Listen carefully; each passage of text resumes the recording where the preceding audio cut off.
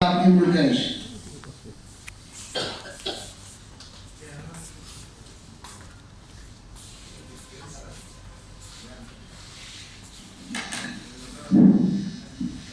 জাতীয় কার্যনির্বাহী কমিটির চলমান সভার সম্মানিত সভাপতি, উপস্থিত জাতীয় কার্যনির্বাহী কমিটির সকল সদস্যবৃন্দ, আসসালামু আলাইকুম। আমরা যে ন্যাশনাল পিপলস পার্টি যে রাজনীতি শুরু করেছি, আমাদের যে আদর্শ, এই আদর্শ বাংলাদেশের কোন রাজনৈতিক দলের আদর্শের মতো নয়। আমি মনে করি এই আদর্শ সর্বশ্রেষ্ঠ আদর্শ।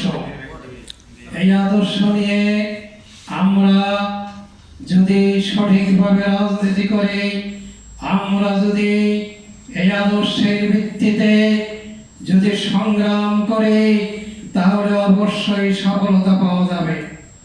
আজকে হয়তো অনেকে মনক্ষুণ্ণ হতে পারেন যে আমরা এই সভায় যে উপস্থিতি হয়েছে সেটা অনেক কম উপস্থিতি, কিন্তু আমি বলবো এটা কম উপস্থিতি নয়। একটা দল যখন প্রতিষ্ঠিত হয়, সেই দলটা একজন ব্যক্তি এটার প্রস্তাব করেন এবং তিনি চিন্তা করেন যে আমি একটা দল করব। যখন তিনি এই চিন্তা ভাবনা করেন, তখন তিনি একাই কিন্তু শুরু করেন। একা শুরু করার পর ধীরে ধীরে তার পিছনে লোক আসে।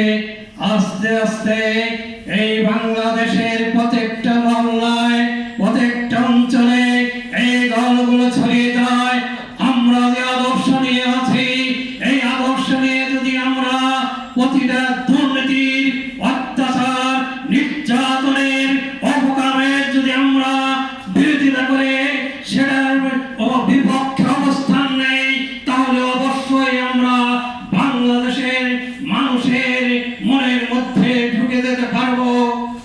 আমরা মনে করেছিলাম সংগ্রাম হয়তো শেষ হয়েছে 2024 সালের এই সংগ্রামের মধ্যে দিয়ে, জীবন দেওয়ার মধ্যে দিয়ে, রক্ত দেওয়ার মধ্যে দিয়ে আমরা চিন্তা করেছিলাম এই বাংলাদেশে আর কোনো ফ্যাসিস্ট সৃষ্টি হবে না, আর কোনো অত্যাচারী সৃষ্টি হবে না, দুর্নীতিবাদ সৃষ্টি হবে না, পায়ের রক্তের রোগ সৃষ্টি হবে না।